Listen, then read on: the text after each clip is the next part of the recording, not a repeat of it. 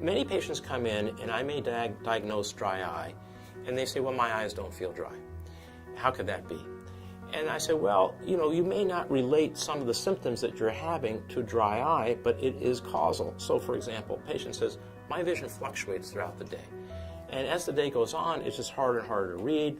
When I'm on the computer for a long time, I just can't read after a while. I have to take a break. What's going on?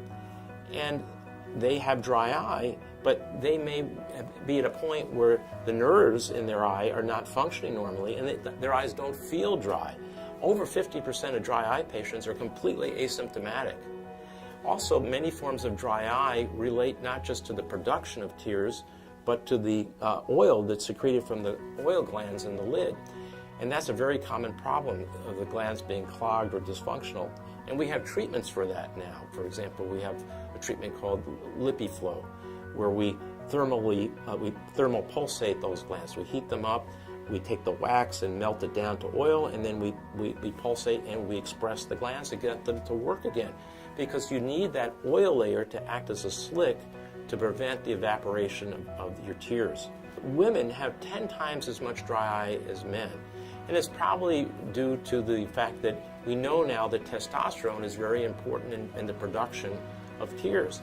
And that's probably why there's less dryness in men than women, and far more dryness in postmenopausal women than premenopausal, because there's a fall in testosterone levels.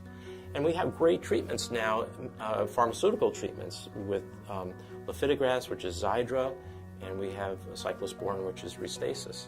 So we have a pipeline of drugs, some are approved, some coming down the road, and we have medical treatments as well with thermal pulsation.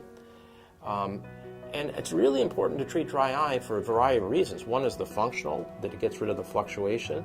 And the second, if you're contemplating surgery, the measurements are more accurate if the eyes are not dry. A lot of those measurements are based on reflected light. And also, post-operatively, if your vision's fading in and out before surgery, it's going to fade in and out after surgery. And so it's really important to treat dry eye and be aggressive in the treatment.